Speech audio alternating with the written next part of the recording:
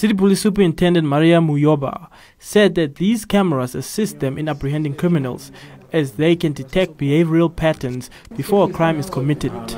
The other method that they are using is maybe they will wait for the ladies to get into the taxi, and then when they just close the doors, then they will practically open the doors and pull you out of the car and then rob you. This is now of latest, that is now more on the increase. We have seen this happening in Evelyn Street as well as the single quarters, the robots of Mungunda and then Shanghai. What happens there? The victim, in this case another lady, she was in a taxi. The taxi came to stop because the robots were red for them. So while they were waiting for the signal to change to green, the criminals were like already they attacked this vehicle. So they were just waiting for the vehicle to stop. The moment the vehicle stopped, they came, practically opened the doors, and then they pull out the lady. Luckily, this lady, at least she was a bit strong, she could fight.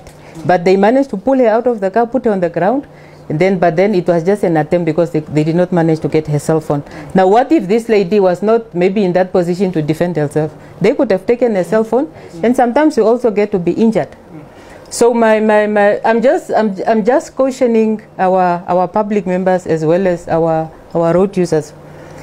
If you come at the robots, perhaps if the robots are red for you, just make sure that the doors are locked, and if you are on your cell phone, just make sure it's safe. I think our safety should come first. Muyoba stated that in some cases, taxi drivers also fall victim to crimes, as assailants might trick the driver to take them to an isolated place. With the taxi drivers, because sometimes the taxi drivers, they are also victims. What is happening is the taxi driver maybe is loading, thinking it's just normal customers that are boarding taxis going from point A to point B.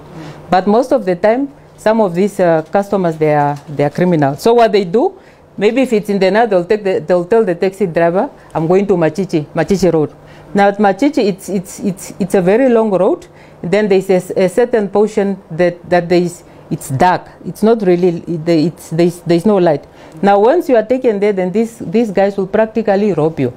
If you are lucky, you will not be hurt, but if you are unfortunate, you might be hurt, and most of the time they are also robbing these taxis. They'll take your car, and then your car is gone. So what we are advising is, most of the taxis that are involved into criminal activities are pirate taxis. Now pirate taxis, what they are doing is they are duplicating the big numbers.